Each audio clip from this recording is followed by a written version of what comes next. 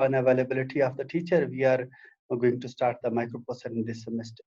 So first of all, I will come to the syllabus. I already uploaded the syllabus, the book on the LMS, but still I will explain it over here.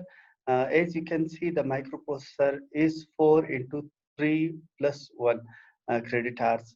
It means that 3 credit hours are that of the theory, and 1 credit hour is practical.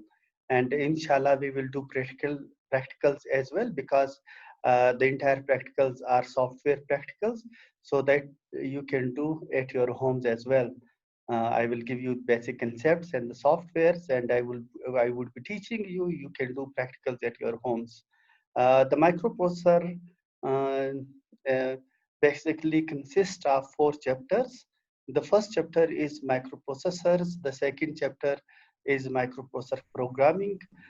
Be remember, the second chapter by itself is your practical. If you learn the second chapter, then it means you can do your practicals by yourself. And the third chapter is the digital signal processing, and the fourth chapter is memory and storage. And it is not necessary that we will teach you in the same sequence. We will follow all the contents, but according to simplicity, we can change the sequence of the chapters for your better understanding. And if we move for the recommended books, there are many recommended books, but I selected 2. The first one is Floyd. The author name is Floyd, and the book name is Digital Fundamentals. And the edition is 9th edition, and the publisher is Prentice Hall. And the book is of 2006. Even that the new editions will also be available. You can also use the new editions. That would be encouraged. But the time when we made the syllabus, that time this edition was available. And good news is that the same book will also be used for the digital electronics. And I will also cover some part of the digital electronics for the microprocessor, because the part which is needed for the microprocessor, I would be covering it over here. The next book is the Intel microprocessors, and number of microprocessors are over there. And that book we can also use, but most of the contents would be covered from the Floyd Digital Fundamentals. And okay, so those are the recommended books, and the practicals are given like this, but not necessary that we will follow exactly the same practicals. We can change the practicals. Practicals are optionals.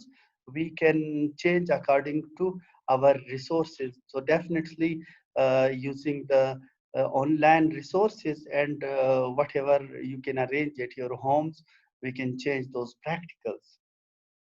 Anyhow, the shape of the practicals would be changed, but the main concept would be same, that we would be doing programming of the microprocessor or microcontroller, but we would be doing the same work as given in the practicals.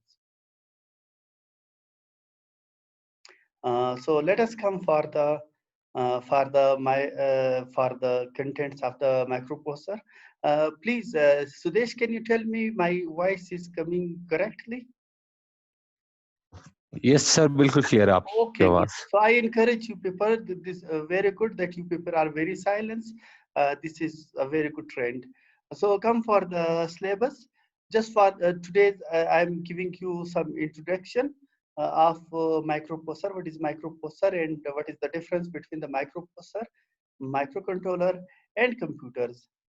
So in very simple, the central processing unit on a chip is called microprocessor. So you might open your computers, your desktops or laptops. You will see one of the chip is over there, which is called the microprocessor. So that chip name is the microprocessor. And what is inside that chip? The entire central processing unit is inside that chip. So the functionality of that chip is the functionality of the central processing unit. So that is what? That is microprocessor. And microprocessor does not have any RAM, ROM, and other things, or IOs are not over there. So on you just place the microprocessor on motherboard, and then you connect the rest of the things from the motherboard to the microprocessor. But microprocessor by itself gives the functionality of the central processing unit. Here I want to mention that the system box that you normally say that this is the CPU. System box is not CPU. Inside the system box, there you can see the motherboard, the microprocessor, and IOs, and so many things, and storage is over there. But inside the system box, there is just one IC which is named as microprocessor, and inside that IC is the central processing unit. So that confusion should be clear from today. Okay, now let me to compare the microprocessor with microcontroller. So the difference is that the microcontroller is a very small IC which contains small identities. The microcontroller by itself has a central processing unit inside. It has memory inside, and it also have the IO ports and IOs over there. So, for example, the microcontroller may have the input outputs in the form of the analog to digital converter, digital to analog converter. It may have the ROM inside. It may have RAM inside, and so many things it may have. But the main thing inside the microcontroller is also the central processing unit, or the processing unit. So, but microcontroller is very small, though it has so many things inside, but everything is arranged like that. They have a small version of memory, they have small version of IO, they have small version of processor. So that is just used for the freedom that you can program just one chip, and with the help of that chip you can do so many works instead of connecting so many chips together. Now, if you have idea of the microcontroller, if you have idea of the microprocessor, then I can tell you that what is computer. So the computer is actually based on the microprocessor. It does not based on the microcontroller. Inside the computer, like I already described, if you take a desktop, then inside the system box there would be motherboard.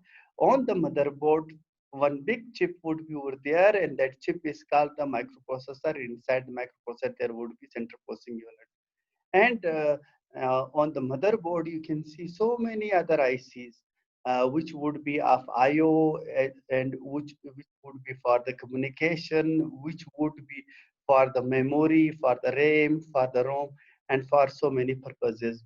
All these things combined together. And also there is the memory and storage on the in the system box, and you can connect your IO devices such that the monitor, the keyboard, the mouse, and all those things together. So if you combine all those things together, it will make a computer. So the brain of the computer is what? The brain of the computer is the central processing unit, that is the microprocessor. So all the process which is being done is inside the microprocessor, and then the decisions are taken by microprocessor, and then the rest of the units are conveyed.